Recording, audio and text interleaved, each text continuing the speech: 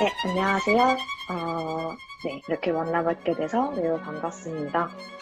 본 왓썹 프로젝트는 대전외고 동문들이 모아주신 성원으로 진행되는 프로젝트입니다. 재학생 여러분의 진로 탐색에 도움이 될 수 있도록 현실적인 대학 학과 정보를 전달하는 과정을 통해서 선배와 후배가 서로 소통하며 도움을 주고받는 기회를 제공하는 것이 본 왓썹 프로젝트의 목표예요. 이 왓썹 프로젝트가 대전외고인의 끈끈함을 느낄 수 있는 계기가 되었으면 좋겠고요. 부탁드릴 것이 하나 있는데요.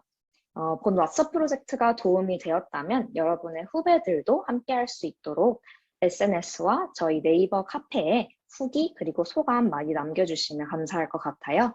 시간과 돈이 아니라 여러분 후배님들이 전해주는 보람과 뿌듯함이 선배들을 움직이게 합니다. 그래서 네, 많은 관심과 또 적극적인 후기 부탁드리겠고요. 지금부터 이제 강연 시작해 보겠습니다. 네, 안녕하세요. 저는 이번 대전외고 생기부 살리기 프로젝트, 왓썹 프로젝트에서 심리학 전공 소개를 맡은 이은진이라고 합니다. 네, 저희 총 동문회 먼저 잠깐 소개하고 넘어갈게요. 오늘로써 이 왓썹 프로젝트 5번째 강연 진행 중인데요. 그 이전의 강연들 여러분이 들으셨는지는 모르겠지만 저희 이번 프로젝트는 대전외고 총동문회에서 진행을 하는 프로젝트입니다. 이 대전외고 총동문회는 2015년에 발족한 이후에 꾸준한 활동을 이어왔고요. 또 특히 이 총동문회 중에서도 사회인 네트워크인 파트로네스는 적극적인 후원과 상호 호혜적인 공동체를 통해서 이 사업을 유지를 하고 있습니다. 현재 코로나19로 인해서 여러 기존의 행사들이 제한이 되면서 우리가 이제 외고인이라는 정체성을 끈끈이 하기 힘든 상황이 된 것 같아요. 그렇지만 우리 대전외고 동문들, 이 선배들은 이제 외고인이라는 이유 하나만으로 여러분에게 관심이 굉장히 많고 도움을 항상 주려고 노력을 하고 있기 때문에 총동문회를 기억해 주시고 관심 가져주시면 감사하겠습니다. 네, 그래서 이제 이 포스터 뭐 보고 오셨을 텐데요. 오늘 저는 알겠다 내 맘, 보인다 니 맘이라는 제목으로 강연을 준비를 해봤어요.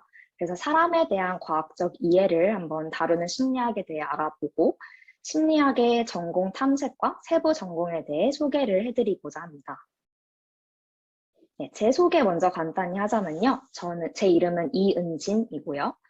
대전외고 중국어과 20기를 졸업을 했습니다. 대학교는 성균관대학교 심리학과에 17학번으로 입학을 했고요. 휴학을 따로 하지 않아서 딱 4년 다니고 올해 초에 2월 달에 졸업을 했습니다. 저는 이제 성대 심리학과의 학생부 종합 전형, 그러니까 수시죠. 수시 전형으로 진학을 했고 들어가서는 심리학을 전공하면서 아동 청소년 학이라는 또 다른 전공을 복수 전공을 했어요. 그래서 전공을 2개를 했고 현재는 성균관대학교에 있는 글로벌 바이오 메디컬 공학과라는 이제 뇌과학과인데요. 이 과정에서 석사 과정에 재학을 하고 있습니다. 그래서 저는 뭐 심리학, 아동 청소년학, 뇌과학 이런 학문들을 하면서 좀 마음이 건강하고 정신이 건강한 사회를 만드는 거에 이제 목표를 두고 공부를 계속 진행하고 있어요. 그래서 오늘 제 강연은 심리학을 중점적으로 진행이 될 테지만 혹시라도 뭐 다른 과목에라도 관심이 있거나 질문할 것이 있다면 이제 제 메일 주소 메일로 주셔도 되고 또 오픈 카톡방을 제가 네이버 카페에 올려드릴 테니 1대1 채팅방이니까 뭐 염려하지 마시고 적극적으로 질문하셔도 좋을 것 같아요. 네, 그럼 저희 이제 심리학에 대해 알아볼 건데요. 제가 어떻게 하면 이 심리학에 대해 조금 더 여러분에게 친숙하게 설명을 해드릴 수 있을까 생각을 하다가 일상에서 우리가 접할 수 있는 심리학을 먼저 소개하면 좋을 것 같다는 생각이 들었어요. 우리 굉장히 편의점이 주변에 많이 있죠. 그래서 뭐 사진처럼 뭐 CU, GS, 세븐일레븐, 뭐 이마트24 등등 많은 편의점이 있고 또 저도 자주 애용을 하고 뭐 여러분들도 종종 가실 텐데요. 이 편의점에는 고객들의 소비량을 늘리고 또 고객에 맞는 상품을 판매하기 위해 소비 심리적인 측면의 심리학 원리를 조금 사용한다고 합니다. 그래서 어떤 심리학이 숨어 있는지 함께 알아볼게요. 네, 우선 들어가기 전에 편의점에 여러분이 가시면 뭘 사는지 궁금해요. 뭐 다양한 품목들이 있겠지만 그러면 사람들이 가장 많이 사는 품목이 뭘지 한번 생각을 해볼까요? 네, 사람들이 가장 많이 구입을 하는 품목은 음료수라고 합니다. 그럼 이 음료수가 편의점에서 어느 위치에 배치가 되어 있는지 한번 떠올려 볼까요? 네, 음료수는 매장에 딱 들어갔을 때 가장 안쪽에 주로 배치가 되어 있어요. 그 이유는 음료수가 소비량이 편의점에서 가장 높기 때문에 가장 안쪽에 배치를 해 둠으로써 그거를 사러 가는 길에 다른 물건들도 한번 보게끔 유도를 한다고 합니다. 그러니까 나는 분명 콜라를 사러 왔는데 과자에도 좀 눈길이 가고 뭐 빵에도 눈길이 가고 라면도 먹고 싶고 하는 이런 주변에 있는 다른 품목들까지 눈길을 주게 한다고 해요. 그래서 어쨌든 음료수를 사러 왔는데 뭐 다른 품목들도 한두 개씩 더 사게 유도를 한다는 거죠. 그럼 반대로 우리 가장 매장의 앞쪽, 그러니까 계산대 쪽에 있는 물품은 뭘지 한번 생각을 해볼게요. 네, 보통은 이렇게 껌이나 뭐 사탕, 뭐 카라멜, 새콤달콤 같은 거 되게 작고 간단하게 먹을 수 있는 군것질 거리들이 배치가 돼 있어요. 그 이유는 물건을 계산하면서 이제 한번 보게 되는 거죠. 그 앞에 있는 거를. 그런데 봤는데 되게 간단하게 먹을 수 있고 상대적으로 저렴한 거예요. 그렇게 되면 우리의 손이 한 번 더 가게 될 확률이 높아진다는 거죠. 그래서 이렇게 소비를 유도하는 그런 사람들의 소비 행동과 소비 심리를 이용하는 물건 배치 전략을 사용한다고 합니다. 추가적으로 같은 종류의 음식도 함께 모아두는 경우가 많다고 해요. 예를 들어서 뭐 라면 근처에 김치를 배치해 둔다든지 빵과 우유를 근처에 둔다든지 뭐 도시락, 삼각김밥 같이 비슷한 품목의 음식들을 같이 배열을 해둬서 좀 소비를 증진시키는 전략을 사용한다고 합니다. 네, 그래서 뭐 모든 편의점이 100% 이렇다라고 말할 수는 없겠지만 다음에 편의점을 한번 가시게 되면 정말 그런지 확인해 보는 것도 재밌을 것 같아요. 네, 이처럼 심리학은 우리 일상과 굉장히 밀접한 관련이 있습니다. 그래서 아마 제 생각에는 심리학 하면 여러분이 뭐 MBTI나 요즘 유행을 많이 하죠. MBTI, 뭐 심리 테스트, 뭐 성격 유형 테스트, 뭐 이런 거 굉장히 밀접한 연관이 있다고 생각을 하실 것 같아요. 네, 실제로도 이제 저희 MBTI 같은 거는 심리학과에서도 다루는 내용이고, 물론 재미로 보는 뭐 간단한 뭐 테스트와는 당연히 다른 검사지만 MBTI라는 이론도 저희가 다루고 있습니다. 또 제가 심리학을 전공한다고 하면 가장 많이 들은 질문, 네, 뭐 여러분 예측할 수도 있을 것 같은데요. 심리학 전공합니다 했을 때, 그러면 제 생각 알아맞힐 수 있으세요? 이런 질문을 굉장히 많이 받았어요. 그래서 생각을 알아맞힐 수 있는지, 뭐 성격을 파악할 수 있는지, 이런 부분에 대해서도 관심이 있으실 것 같습니다.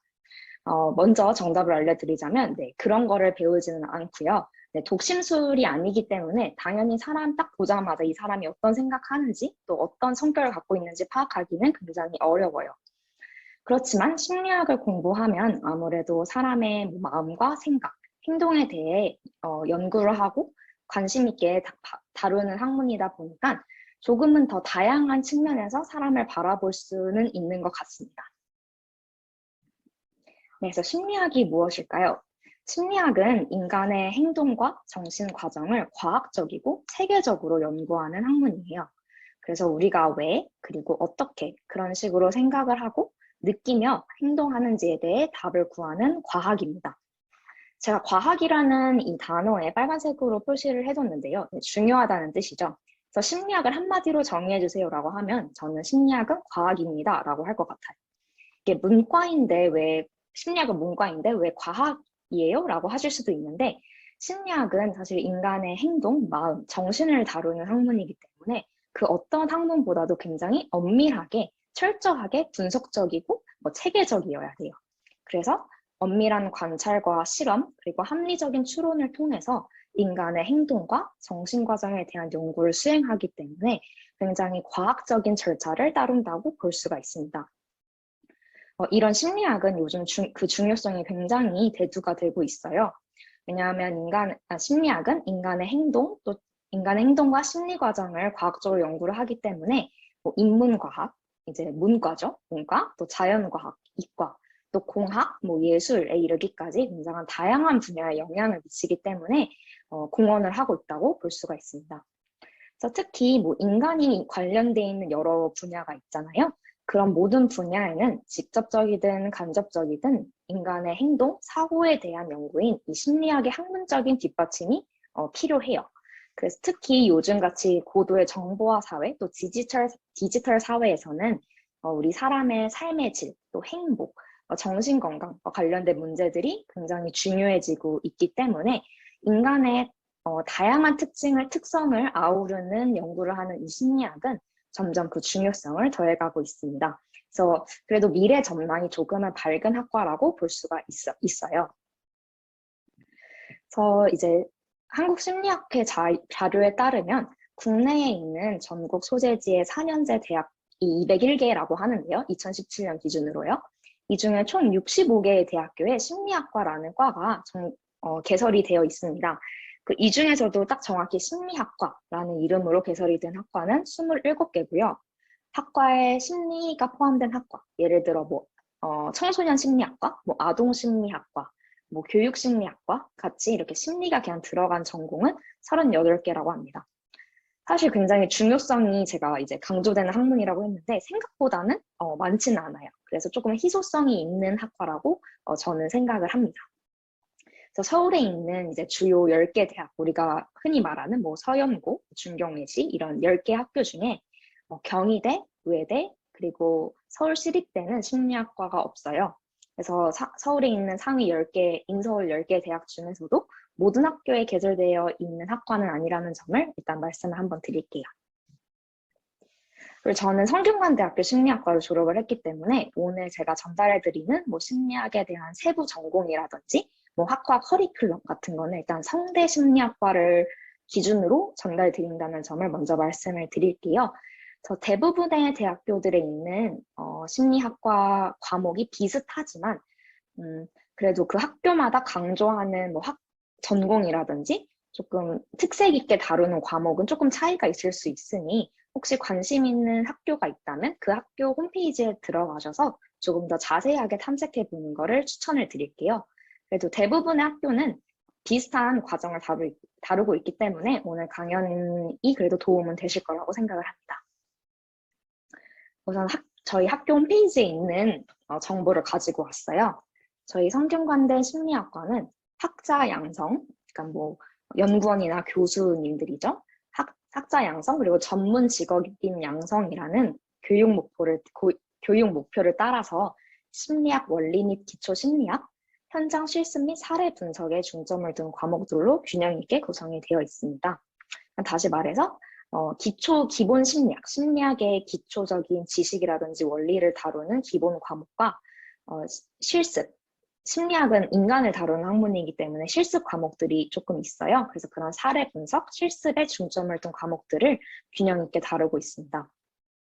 그리고 특히 실험, 조사 연구를 포함하는 연구 방법론, 또 통계 자료 분석 수업을 필수적으로 부과를 함으로써 과학적 방법을 통해서 자신 또는 타인의 주장을 검증하는 능력을 교육을 합니다.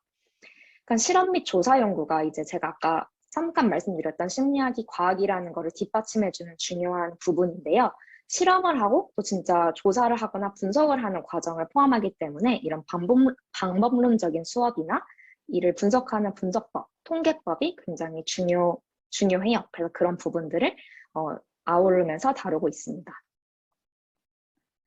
그리고 학과 현황을 말씀드리자면 학생 수는 한 학번, 그러니까 한 학년이라고 보시면 되는데요. 여러분은 2, 4학번, 2, 3학번 정도 되실 것 같아요. 그래서 한 학번에 60에서 70명 정도 있어요. 근데 이거는 정말 학교마다 편차가 큰데요. 저희 학교는 조금 학생 수가 많은 편이에요. 그래서 6, 70명 정도 되고요. 제가 여기서 한 가지 말씀드리고 싶은 게 성균관대는 그 입학하는 방법이 크게 두 가지입니다. 하나는 학과를 딱 정해서, 예를 들어 심리학과를 딱 정해서 그 학과로 지원을 하는 방법이 있고요.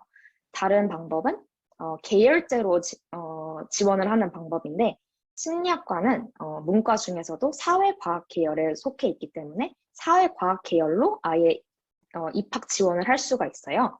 그렇게 들어오게 되면은 2학년 때 학과를 정하게 됩니다. 그래서 그때 심리학과를 선택하면 2학년 때부터 심리학과 과목을 들을 수가 있게 되는 거고요.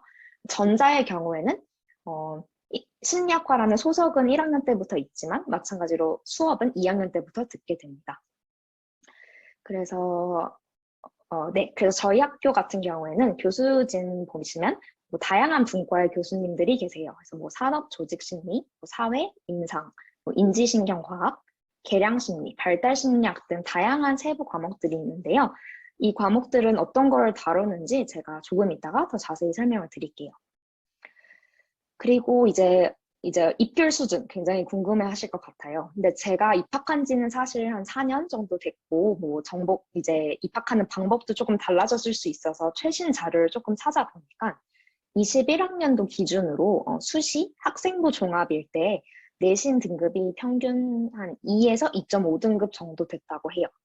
근데 이 정도는 제가 입학할 때도 비슷했던 수치였던 걸로 기억을 해서 아마 한 2.5 정도? 등급 정도 되시면은 괜찮으실 것 같습니다.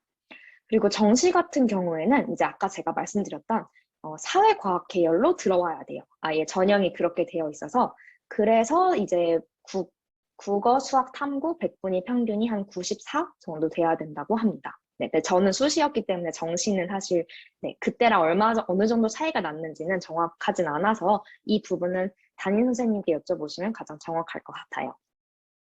그리고 이 심리학과가 이제 얼마나 인기가 있느냐 이걸 말씀드리자면 학교 내에서 이제 원전공 그러니까 이제 제가 아까 말씀드렸던 계열제에서 2학년으로 올라갈 때 과를 선택한다고 그랬잖아요. 그때 가장 1순위, 2순위 정도로 선택을 하지는 않는 것 같아요.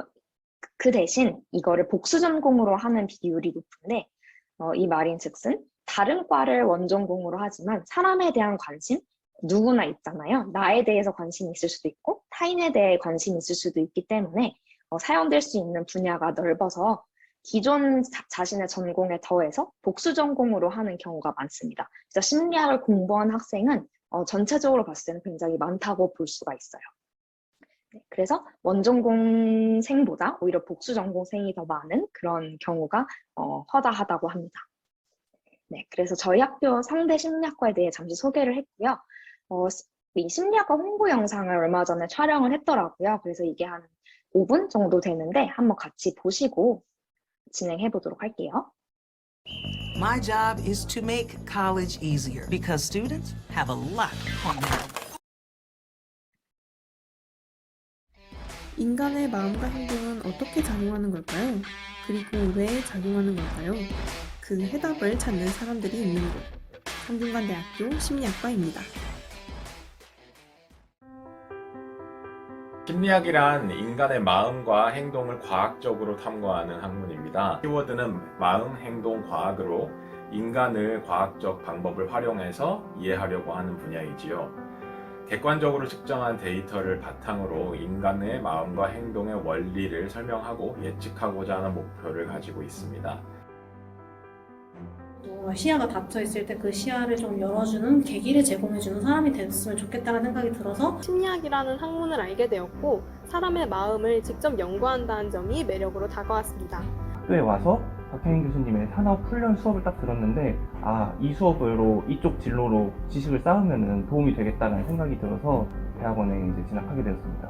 기본적으로 융합학문적 특성을 지니고 있는 점이 매력입니다. 인문사회과학적 주제에 대해 자연과학적, 공학적 접근을 적극 활용하는 것 또한 매력이자 강점인데 그렇기 때문에 심리학을 전공하게 되면 다양한 상황에서 빛을 발할 수 있는 사회에서 필요로 하는 인재로 발돋움할 수 있다고 생각합니다.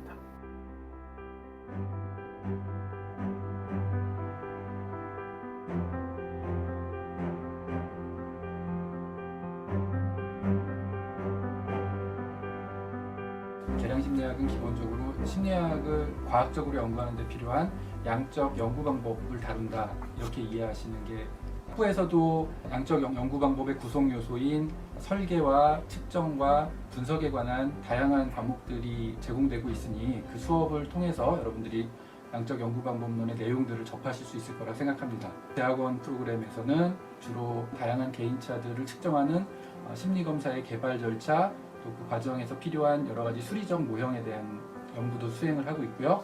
그것 이외에도 복잡한 심리학 자료들을 분석할 수 있는 고급 통계 분석 절차들이나 다양한 자료 분석 절차들에 대한 연구를 수행하고 있습니다.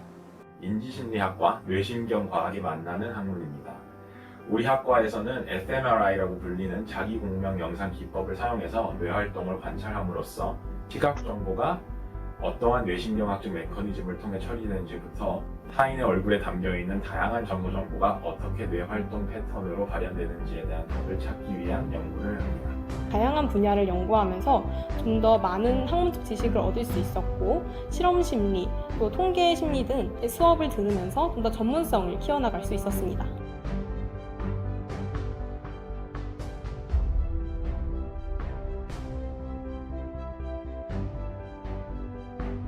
가장 중요한 것은 인간에 대한 본원적인 관심인 것 같아요. 심리학이라는 게 어쨌든 결국은 사람들에 대한 학문이기 때문에 인간의 여러 가지 모습에 대한 본원적인 관심이 있어야 심리학을 공부하는 데 흥미를 느끼고 더 지속적으로 학문에 매진을 할 수 있을 거라고 생각하고요. 또 한 가지 덧붙이고 싶은 것은 심리학에 대한 환상을 너무 가지지는 않으셨으면 좋겠어요. 심리학을 공부한다고 해서 사람의 행동과 그 사람의 얼굴 표정만 보고서 저 사람이 어떤 생각을 하는지, 저 사람이 어떤 성향을 가졌는지 이런 걸 알게 되는 그런 분야는 아니에요.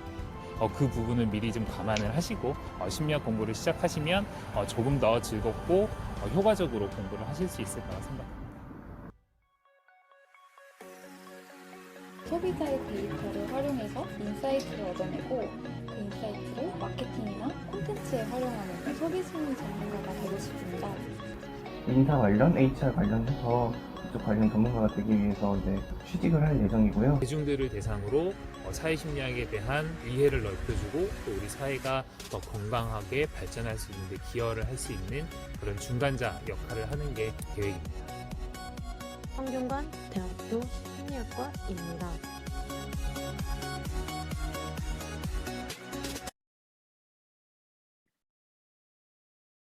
네, 그래서 성균관대 심리학과 홍보 영상 잠깐 보셨고요. 그래서 제가 이제 이 영상 보셨던 거 기반으로 조금 더 세부 전공에 대해 소개를 드리고자 해요. 네, 우선 심리학은 이제 크게 보면 기초 심리학 과목이 있고요, 응용 심리학 과목이 있습니다. 그래서 그 말에서 알 수 있듯이 기초 심리학은 정말 이제 심리학 중에서도 기본적인 원리를 다루는 거라 볼 수 있겠고요. 응용은 이 기초를 기반으로 조금 더 뭔가 융합되거나 결합된 학문이라고 보시면 됩니다. 우선 이제 지각심리학 같은 경우에는 우리가 지각하는 거, 그러니까 뭐 보고, 듣고, 느끼고 이런 감각적인 부분들 있잖아요. 그런 부분들이 우리의 마음과 행동이랑 어떻게 연관이 되고 또 뇌에서는 어떤 반응으로 나타나는지에 대해서 다루는 학문이에요. 인지심리도 지각심리랑 비슷한데 조금은 더 인지적인 과정, 예를 들어 우리가 주의를 기울이는 과정이나 기억을 하는 거, 특히 기억에 조금 더 관심을 두는 학문이라고 보시면 돼요. 시각 정보 처리하는 것도 다루고요. 사회심리랑 발달심리, 또 신경과학 같은 거는 제가 조금 이따가 더 세부적으로 설명을 드릴게요.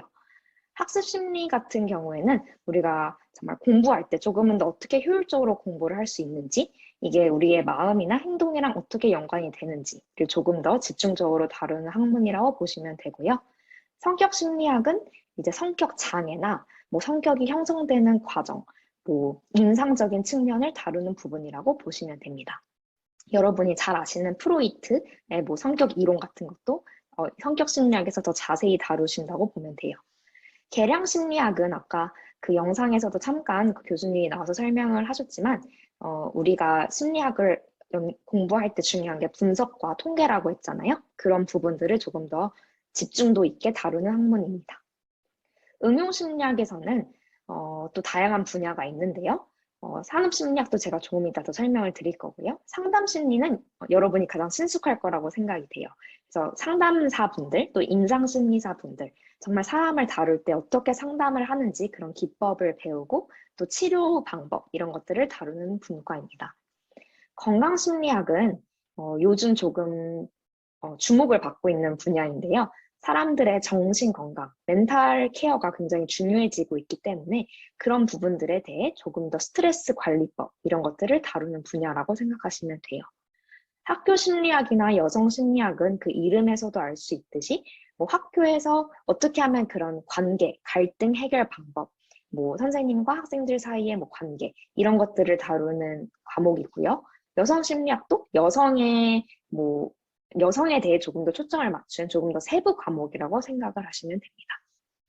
조직 심리학은 그 조직 내에서 이루어지는 여러 원리들을 다뤄요.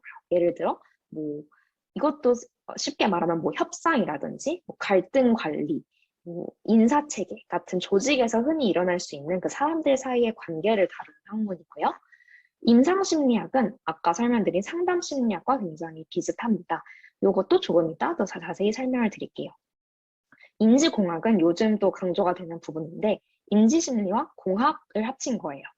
아까 인지심리가 뭐 기억이나 뭐 학습, 또 주의, 과정 이런 것들을 다루는 거라고 했는데 그거를 공학이랑 좀 결합을 해서 뭐 예를 들어 로봇이라든지 AI라든지 이런 것들을 조금 더 인간처럼 발전시키기 위해 연구를 하는 학문이에요.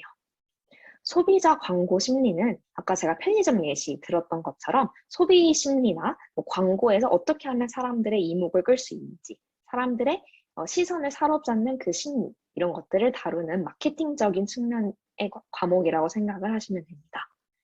마지막으로 법정 심리학은 그것이 알고 싶다에 나오는 그런 범죄 심리학자분들, 법 심리학이나 뭐 프로파일링 같은 것을 다루는 학문이라고 생각하시면 돼요. 그럼 제가 이제 몇 가지 제가 조금 재미있게 들었고 제가 관심 있는 몇 가지 세부 과목들을 더 자세히 설명을 드리고자 합니다. 발달 심리학은 아까 기초 심리학에 있었던 분야인데요. 인간의 전생에 걸친 발달을 연구를 해요.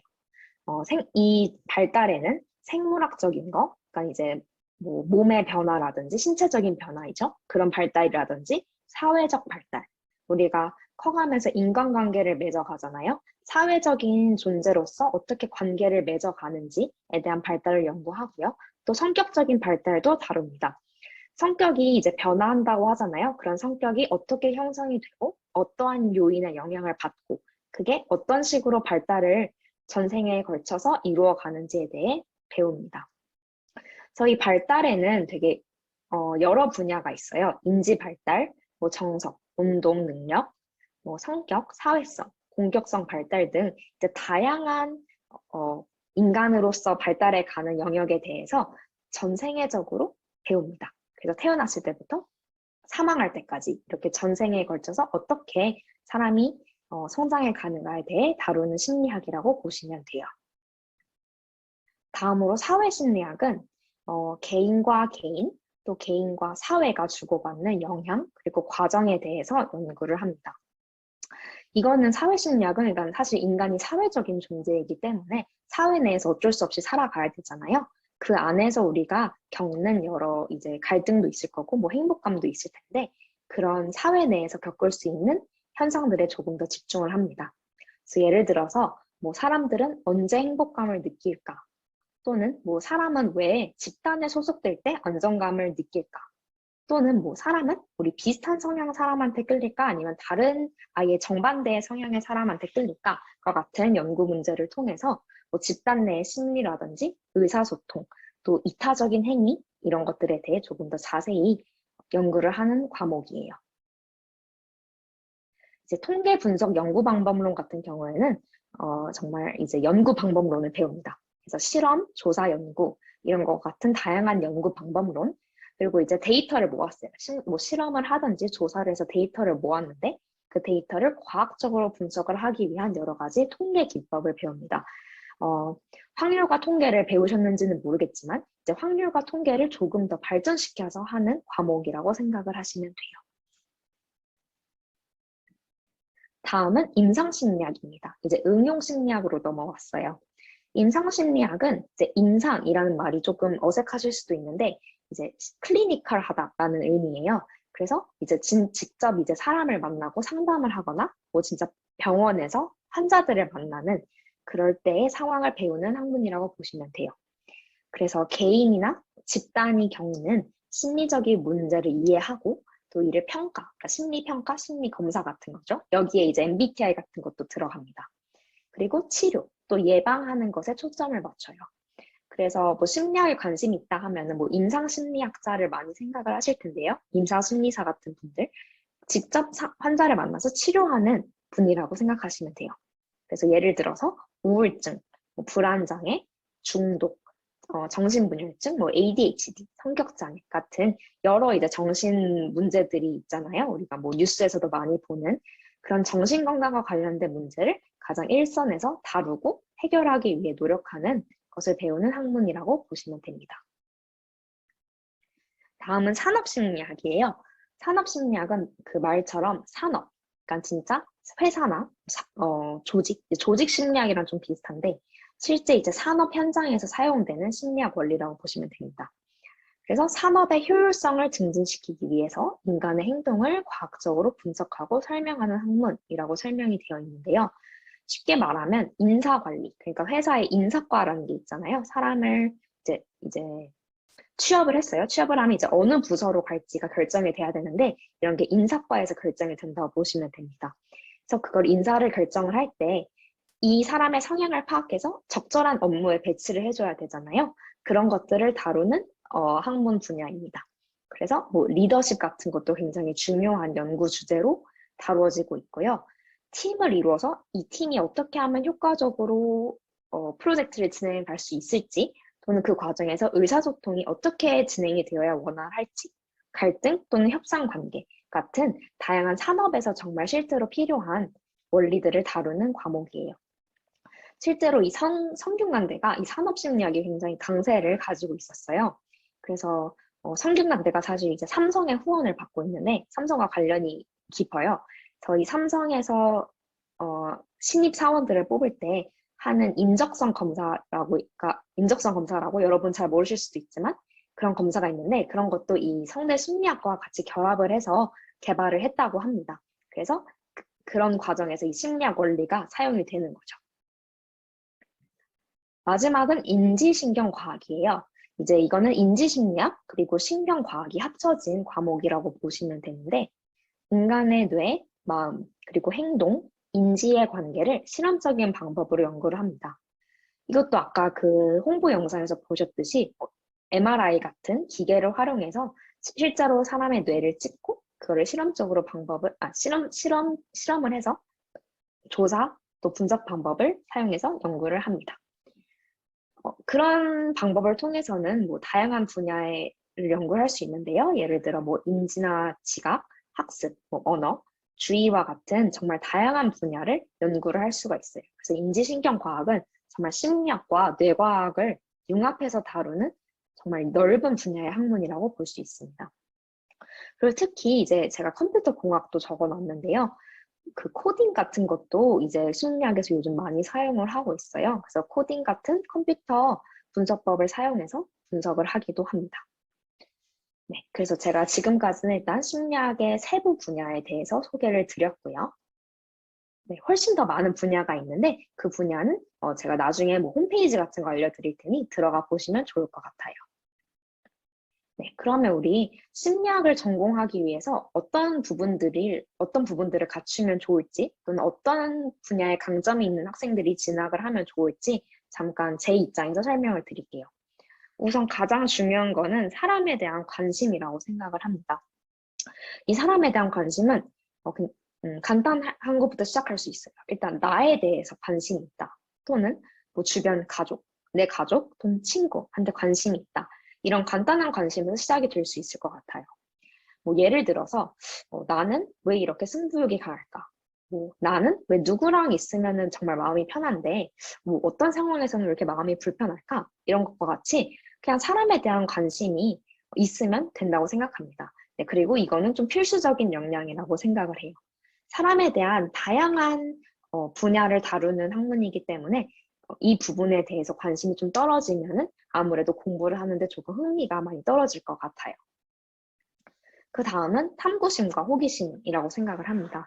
뭐 어느 분야든 탐구심, 호기심은 필요하겠지만 심리학은 정말 연구 문제를 갖고 과학적으로 접근을 해서 조사 또는 분석하는 학문이기 때문에 그 원리를 이해해보고 싶은 사람 또는 그 원리를 알아내서 정말 실생활에 적용해보고 싶은 탐구심과 호기심이 있는 사람 또 사람의 내면 또는 그 행동을 일으키게 하는 원리가 궁금한 사람, 이런 분들이라면 정말 심리학에 적합하다고 생각이 들어요. 그 다음으로 필요한 역량은 영어라고 생각합니다. 네, 우리 외고생 분들은 당연히 영어를 이제 열심히 우리가 다루잖아요. 그래서 이 부분에 있어서는 굉장히 강점이 있다고 생각이 돼요. 영어가 중요한 이유는 정말 생각보다 원서 그리고 논문이 영어로 된 게 굉장히 많더라고요. 그래서 리딩 능력은 당연히 필수적으로 필요할 것 같고요. 라이팅 같은 경우에는 이제 뭐 보고서를 쓰거나 뭐 소논문을 쓰거나 정말 아니면 진짜 논문을 쓰는 것 같은 과정이 생각보다 영어로 이루어지는 과정이 많더라고요. 그래서 영어 실력을 조금 갖추고 있다면 이 심리학과를 진학해서 정말 큰 메리트가 있을 거라고 저는 이거는 정말 확신해서 말씀드릴 수가 있을 것 같아요. 이제 마지막은 수학입니다. 네, 이제 영어 나오고 수학도 나왔는데요. 제가 계속 강조를 드리듯이 심리학은 과학이기 때문에 정말 분석하는 게 중요합니다. 그리고 이 분석 과정에서는 통계가 정말 많이 사용이 돼요. 통계가 정말 90%다라고 말씀을 드릴 수 있을 정도로 뭔가를 측정하고 뭐 표를 만들거나 뭐 분포도를 그리는 것 같은 과정이 굉장히 중요하고 또 많이 필요시 돼요.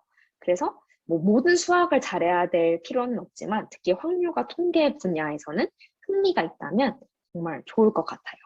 네, 그래서 이런 부분들을 제가 심리학과 진학을 위해 필요한 역량들로 뽑아봤고요. 물론 이게 없다고 해서 심리학과를 진학 못한다 이건 절대 아니고요. 이런 부분들이 갖춰져 있다면 더욱더 쉽고 재미있게 공부를 할 수 있을 것 같아요. 네, 그럼 심리학을 이제 공부했다. 그럼 이제 어떤 장점을 가질 수 있을지에 대해 말씀을 드릴게요. 우선 사람에 대한 연구이기 때문에 사람을 이해하고 공감하는 능력이 정말 강해져요. 그래서 뭐 성격을 딱 알아맞힐 수는 없지만 그 사람의 이제 행동이나 뭐 성향, 뭐 대화를 조금 하다 보면 느껴지는 것들이 있는 거죠. 그래서 사람을 더 이해할 수 있고 다양한 각도에서 사람을 바라봄으로써 그 사람을 공감하고 이해해 줄 수 있는 능력이 정말 강해지는 것 같아요. 그리고 또 분석적이고 과학적인 추론 능력을 키울 수 있습니다. 네, 이거는 당연한 얘기겠죠. 정말 탐구를 해서 원리를 알아내고 그걸 또 과학적으로 분석을 해서 도출해내는 과정이기 때문에 뭔가를 분석적으로 보고 과학적으로 사고할 수 있는 힘을 키우는 데는 정말 좋은 것 같아요. 그 다음은 학술적 글쓰기 그리고 비판적 사고입니다. 네, 모든 과정을 이제 보고서로 쓰거나 이제 정리를 해야 되기 때문에 자동적으로 글쓰기 실력이 늘고 그리고 그 중에서도 이제 학문적으로 정말 아카데믹하게 글을 쓰는 능력을 키울 수가 있는 것 같아요. 그리고 또 다양한 논문 그리고 원서 이런 거 접하면서 그 주장과 그 이론이 실제로 맞을지 적용이 가능한 것인지 이런 걸 계속 사고하고 고민을 해야 되기 때문에 비판적인 사고 능력도 키울 수가 있습니다. 그리고 마지막으로는 통계 및 코딩 실력을 키울 수가 있어요. 아까 제가 살짝 말씀드렸듯이 요즘 심리학에서 굉장히 코딩이 중시가 되고 있어요. 어느 분야든 요즘 코딩이 강세를 보이고 있지만 심리 코딩이라는 과목이 있을 정도로 통계와 결합을 해서 코딩으로 분석을 하는 과목들이 늘어나고 있습니다. 그래서 심리학과를 이제 진학을 하시게 되면 기본적인 컴퓨터 코딩 능력도 갖출 수가 있다고 보시면 될 것 같아요. 네, 그러면 이제 심리학을 전공했다. 그럼 이제 어떤 분야로 진출을 할 수 있을지 좀 미래에 대해서도 궁금하실 것 같아요. 일단 심리학을 전공하면 사람에 대한 이해를 필요로 하는 다양한 분야로 진출을 할 수가 있습니다. 네, 근데 이게 조금 막연하실 수 있는데요. 저는 크게 이렇게 4가지로 카테고리를 정해봤어요. 기업, 학교, 정보기관, 그리고 심리치료 이렇게 정리를 해봤는데요. 기업 같은 경우에는 뭐 마케팅, 이제 제가 아까 말씀드렸던 소비 심리 같은 거에 조금 더 초점을 맞춰서 마케팅 분야라든지 리서칭, 이건 이제 조금 더 연구를 하는 분야겠죠. 컨설팅, 그리고 인사, 심리검사 개발, 소비자 분석과 같은 이제 기업에서 필요로 하는 여러 분야에도 활용이 될 수가 있어요. 쉽게 말하면 기업은 어쨌든 이익을 봐야 되잖아요. 뭐 물건을 팔든 뭐 서비스를 제공하든 어쨌든 사람과 접촉을 하면서 이익을 내야 되는 거기 때문에 사람의 심리를 파악하고 그 사람들을 끌어당기기 위해서는 당연히 그런 심리학적인 지식이 필요로 합니다. 뭐 그게 전부가 뭐 심리학적인 지식만 필요하다. 이건 당연히 아니겠지만 심리학적인 지식이 기반이 되어야 하기 때문에 기업에서도 심리학을 전공했다 하면은 네, 어느 정도 선호가 있는 것 같기는 해요. 그 다음은 학교 분야. 네, 당연히 뭐 대학원을 진학하고 하면은 뭐 연구원도 될 수 있을 거고 교수도 될 수 있을 거고 또 입학사정관 이제 입시할 때 학생들 뽑을 때 입학사정관이 있잖아요. 그 중에서도 심리학적인 지식이 조금 필요하다고 합니다. 그래서 심리학 전공자만이 입학사정관을 할 수 있다. 이거는 당연히 아니겠지만 어쨌든 사람에 대한 뭐 이해와 공감 능력이 필요하기 때문에 심리학을 전공하면 이런 분야로도 진출을 할 수가 있다고 해요. 그 다음은 정부기관입니다. 네, 행정기관이나 뭐 정부 산하에 있는 여러 정책연구소 중에서도 심리학적인 지식을 필요로 한다고 해요. 그러니까 예를 들어서 정부 정책 중에서도 사실 사람들의 뭐 선호라든지 뭐 행동이라든지 이런 것들을 분석해야 되는 경우가 있거든요.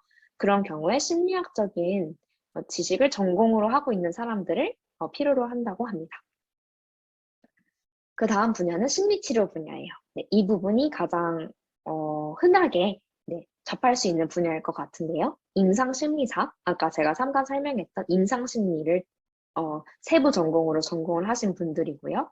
뭐 심리치료사 이런 분들도 다양한 자격증을 취득을 해서 사람들을 직접 만나서 상담해주고 심리검사해주고 또 심리치료해주는 그런 분야로 진출을 할 수가 있어요. 그래서 이 외에도 다양한 분야로 진출을 할 수가 있습니다. 그래서 네, 지금 일단 크게 볼 수 있는 분야들로 카테고라이징을 한번 해봤어요. 근데 제가 솔직히 이제 졸업을 올해 초에 했기 때문에 졸업한 지 얼마 안 됐고 저는 바로 대학원에 진학을 했기 때문에 제 동기들은 아직 졸업을 많이 하지 않았어요. 그래서 실제로 제 주위에 심리학과를 전공한 분들 중에서는 아직 뭐 취업을 하거나 뭐 그런 분들은 사실 많지는 않아요. 그래서 대부분은 전공을 살리고 싶으면, 그러니까 심리학과를 정말 전공해서 이 지식을 활용하고 싶으면 대학원을 많이 진학을 하시는 것 같아요. 그러니까 그 대학교 때의 공부만으로는 부족하다고 생각해서 대학원을 많이 진학을 하는 것 같고요. 문과에서는 이제 경영학, 뭐 경제학과 같은 다른 전공을 또 복수 전공을 많이 하더라고요. 제 동기들을 보면. 그래서 같은 여러 분야를 복수 전공을 해서 취직을 생각하는 경우도 있다고 합니다. 네, 그러면은 이제 심리학과에 대해서 제가 추천을 하는지 안 추천하는지 이런 거에 대해 조금 더 얘기를 해보는 시간을 가져볼게요. 우선 추천하는 쪽에서는 사람, 그리고 우리가 살아가는 사회에 대해서 다양한 시선을 가질 수 있다는 점에서는 굉장한 매력이 있는 것 같아요. 꼭 이 분야로 취직을 하거나 전공을 살리지는 않더라도 그냥 인생을 놓고 봤을 때 사람에 대해서 알아갈 수 있다. 더 깊은 관점을 가질 수 있다. 이 부분만으로도 저는 이 학문을 전공할 가치가 있다고 생각을 합니다. 그래서 복수 전공을 하시는 분들의 비율이 점점 더 높아지는 것 같아요. 또 심리학은 여러 학문 분야의 기초 지식으로 활용이 될 수가 있습니다. 사람을 다루는 학문 분야에서는 계속해서 심리학이 사용이 될 수밖에 없기 때문에 어떤 분야든 사람을 다루는 쪽으로 생각을 하신다면 심리학을 공부해 보는 것도 굉장히 재미가 있을 것 같아요. 그래서 비슷한 맥락에서 자신 또 타인에 대해서 심도 깊은 이해를 가능하게끔 하기 때문에 이 부분에서도 매력이 있다고 생각합니다. 실제로 저도 이 심리학을 전공하면서 저에 대해서 좀 이해를 하게 된 케이스여서요. 이 부분에 있어서는 강력 추천을 드립니다. 또 과학적인 사고, 비판적인 시각, 통찰력, 또 통계적인 부분을 배울 수가 있기 때문에 이런 분야에서 조금 그 능력을 키우고 싶은 분이 있다면 이 부분에서는 장점이 있다고 말씀을 드릴 수가 있어요. 그렇지만 이 심리학 학사 전공, 그러니까 대학교만 심리학과로 졸업을 해서는 취업을 하기가 조금 어려운 것 같아요. 그래서 말씀드렸듯이 복수 전공을 많이 하고 있고 심리학 단일 전공만으로 이 전공을 살리기에는 한계가 있고 그래서 대학원을 많이 진학을 하는 것 같습니다. 또 다른 단점으로는 통계학 그리고 수학 지식이 생각보다 굉장히 많이 요구가 된다는 점이에요. 그래서 실제로 이제 심리학이 재밌을 것 같아서 진학을 했는데 제 동기들 중에 너무 수학이 많은 거예요. 그래서 흥미가 떨어지는 사람도 많았고 정말 재미없어서 때려치운 경우도 많았습니다. 그래서 심리학이 생각보다는 수학이 정말 많이 필요로 한다라는 부분을 염두에 두시면 더 선택에 도움이 될 것 같아요. 그래서 종합적으로 말씀을 드리자면 좀 사람에 대해 과학적인 방법으로 연구를 해보고 싶다. 또는 뭐 실험을 설계하고 직접 분석을 해서 결과를 도출해내는 그런 일련의 프로세스에 흥미가 있고 해보고 싶다. 또는 인간에 대한 탐구를 통해서 사회에 있는 많은 문제들을 해결하고 개개인의 삶의 질을 높이는 데 기여를 하고 싶다. 이런 부분에 대해서 흥미가 있거나 열망이 있는 분이라면은 저는 심리학과를 추천을 드려요. 저는 개인적으로 심리학과를 전공한 거를 굉장히 만족을 하고 있는 사람으로서 저는 무언가를 생각해서 제가 직접 설계를 하고 분석을 해내는 과정이 굉장히 적성에 잘 맞았어요. 그리고 궁극적으로는 좀 사람들의 삶의 질을 개선하고 정신적으로 건강하고 행복한 삶을 만들어가는 게 제 삶의 목표였기 때문에 그에 대한 기초 지식을 배울 수가 있어서 좋았던 것 같습니다. 그렇지만 계속해서 말씀드리듯이 생각했던 것과는 다른 거를 많이 배워요. 예를 들어 통계나 연구 방법론 같은 거를 정말 생각했던 것과는 다른 부분을 많이 배우고 있기 때문에 심리학을 정말 전공으로 생각하시는 분이 있다면 세부 전공을 뭐를 배우는지를 조금 더 자세하게 알아보고 고민해보는 시간을 가지시면 더 좋을 것 같아요. 그래서 이제 제가 몇 가지 책을 좀 소개해 드리려고 해요. 이 책은 제가 중학교 때 읽었던 책인데요. 심리학에 대한 좀 관심을 불러일으키는 데 큰 역할을 했던 책이에요. 아까 말씀드렸던 그 편의점 예시도 이 책에서 제가 봤던 건데 이제 정말 그림과 일러스트와 간단한 줄글로 이루어져 있는 정말 금방금방 정말 1시간 반도 안 돼서 읽을 수 있는 책이어서 심리학을 정말 아예 모른다, 생판 모르시는 분이라면 이 책 읽고 흥미 가지시는 것도 괜찮을 것 같아요. 그 다음은 더 알고 싶은 심리학이라는 책이에요. 이 책은 이제 심리학별로 아까 세부 분야가 굉장히 다양하다고 제가 짧게 소개를 드렸었는데 그 분과에 대해서 저명하신 교수님들이 쓰신 책이에요. 그래서 한 분이 쓰신 게 아니라 여러 분이 쓰신 책이어서 좀 그 심리학에 대해서 나는 이제 전공을 하고 싶다 하면은 이 책 읽어보시고 세부 전공 어떤 거 있는지 더 자세하게 탐색하실 수 있을 것 같아요. 그리고 이제 나르시시즘의 심리학이라는 책은 제가 고등학교 때 정말 재미있게 읽었던 책이에요. 나르시시즘이라는 게 뭔지 아실 수도 있고 모르실 수도 있는데 쉽게 얘기하면 그 자기애예요. 자기애. 그러니까 나를 사랑하는 마음인데 인간 누구에게나 있는 마음이죠. 그래서 그 마음에 대해서 심리학적인 측면에서 다뤄보는 책이라고 볼 수 있습니다. 그래서 저는 이 책을 읽으면서 저에 대해서 좀 많이 이해를 하고 다른 사람, 제 친구들에 대해서도 많이 이해를 할 수가 있었어요. 그래서 이제 PPT에 추가를 해봤고요. 제가 추천드리는 거는 심리학을 하나도 모른다. 그러면 이제 그림으로 읽는 이 생생심리학 읽어보시면 좋을 것 같고 좀 어느 정도 심리학에 대해서 나는 알고 있고 정말 진로로도 조금 고민을 하는 중이다 하시면 이 더 알고 싶은 심리학, 그리고 나르시시즘의 심리학 읽어보시는 거 추천드립니다. 그리고 추가적으로 제가 몇 가지 사이트를 갖고 왔어요. 이 한국심리학회 홈페이지, 가장 위에 있는 이 홈페이지 사이트는요, 이제 한국심리학회라고 해서 우리 한국에서 있는 심리학 학회의 가장 큰 학회예요. 그래서 이 홈페이지 들어가시면 뭐 다양한 분야의 심리학 정보라든지 뭐 고등학생으로서 할 수 있는 여러 가지 프로그램이라든지 좀 코로나로 인해서 조금 한계가 있는 것 같긴 한데요. 뭐 정보라든지 뭐 학술지, 학회 같은 정말 심리학에 대한 전반적인 정보를 다 담고 있는 홈페이지입니다. 두 번째로 제가 적어놓은 이 APA 홈페이지는요, 미국 심리학회예요. 이 미국 심리학회 홈페이지도 들어가시면 이제 다 영어긴 하지만 뭐 이제 국제적으로 이루어지는 심리학 연구라든지 뭐 심리학 뉴스, 뭐 칼럼 같은 거 나와 있어서요. 뭐 관심 있는 분들은 읽어보시면서 뭐 스크랩 하시거나 정리하시거나 해보는 것도 재미있을 것 같습니다. 그리고 마지막으로 제가 첨부한 이 NIMH 홈페이지는요. 이것도 미국 홈페이지인데 그 미국의 정신건강에 관련된 홈페이지예요. 그래서 혹시 임상심리, 예를 들어 뭐 성격장애라든지 뭐 우울증 이런 정신질환에 조금 관심이 있는 분이시라면 이 홈페이지 들어가셔서 최신 동향이라든지 심리 치료 방법이라든지 이런 정보 얻으실 수 있을 것 같아서 첨부를 해드렸습니다. 그리고 추가적으로 이제 한국심리학회 내에 들어가시면 세부 학회들이 이렇게 있어요. 제가 아까 설명드렸던 세부 분과들이 다 나와 있죠. 그 분과별로 학회가 또 자그맣게 있기 때문에 세부적으로 전공하고 싶은 분야가 있다 하시면 그 홈페이지 들어가셔서 정보 얻으시는 것도 강력 추천을 드립니다. 그래서 이렇게 정보 조금 남겨봤고요. 네. 이제 마지막으로 제가 이제 나누고 싶은 제 개인적인 경험과 뭐 개인적인 이야기들 하고 강연 마무리하도록 할게요. 우선 진로에 대한 생각 많이 하시라고 추천을 드리고 싶어요.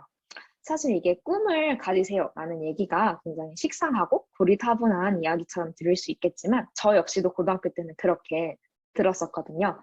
그렇지만 제가 이제 대학 와서 대학교 졸업하고 대학원 와서 보니까 그 꿈을 갖는 게 굉장히 중요한 것 같아요. 그래서 뭐 꿈을 꼭 가지세요 이것까지는 아니지만 진로에 대해 생각을 해보는 거는 그 지금 고등학생인 여러분들이 할 수 있는 가장 좋은 선택인 것 같아요. 그래서 내가 관심 있는 분야가 무엇인지 또 내 강점, 그러니까 장점이죠. 장점과 약점은 무엇인지 또 무엇을 할 때 즐겁고 행복한지에 대해서는 좀 끊임없이 생각을 해봤으면 좋겠어요. 그래서 이제 제 경우를 말씀을 드리자면 저도 굉장히 진로에 대한 고민이 많았는데 저는 그러니까 친구들의 고민 들어주는 걸 굉장히 좋아했거든요. 그래서 상담해주고 친구들이 우울해하면 이제 위로해주고 공감해주고 그런 거를 제가 잘했고 좋아했기 때문에 자연스럽게 심리학에 대한 관심을 갖게 된 것 같아요. 그리고 이게 제 강점과도 연관이 되어 있었고 또 제가 정말 무엇보다 행복했기 때문에 그런 친구들 이야기하는 게 즐겁고 행복했기 때문에 심리학과를 진로를 선택하는 게 어렵지 않았던 것 같습니다.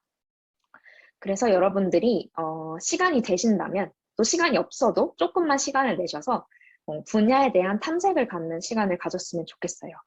이 부분은 뭐 진로 선생님 계시잖아요. 진로 선생님을 뭐 찾아가는 것도 좋을 것 같고 뭐 적성 검사라든지 인터넷에서 할 수 있는 진로 검사 같은 거를 활용해서 스스로에게 맞는 적성 또 진로 어떤 분야들이 있는지 탐색해 보는 거를 추천을 드립니다.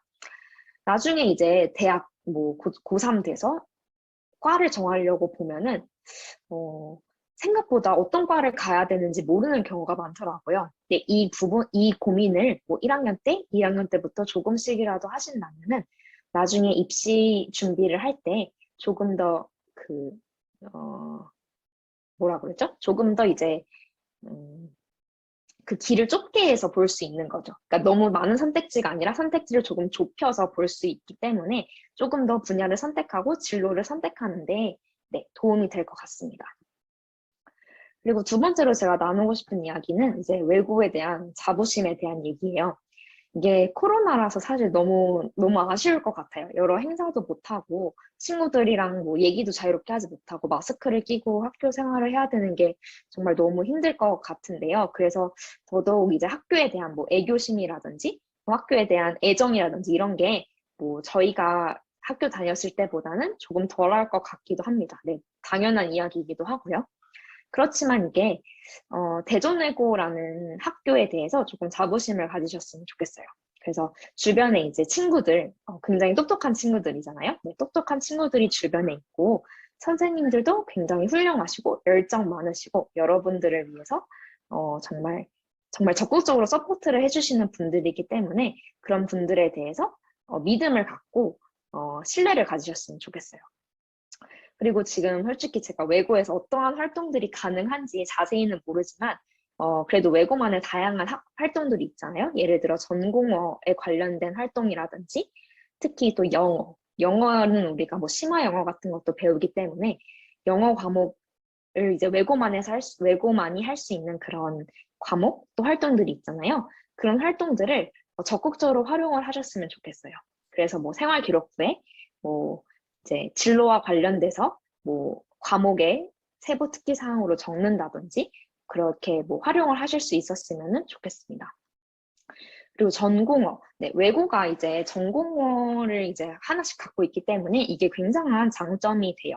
뭐 여러분들은 전공어에 대해 얼마나 자부심을 갖고 있는지는 잘 모르겠지만 이제 2학년쯤 되시면 조금 힘드실 수 있잖아요. 전공어를 많이 하기 때문에. 그렇지만 이 전공어를 갖고 있다는 거는 사회에 나와서도 큰 장점이 되는 것 같습니다. 그래서 뭐 정말 유창하게 아니면 정말 원활하게 소통이 되는 정도까지는 아니더라도 전공어를 조금 더 관심을 갖고 공부를 하시면 또 좋을 것 같아요. 그리고 이제 진짜 마지막으로 스트레스를 관리하는 거에 대한 강조를 드리고 싶습니다.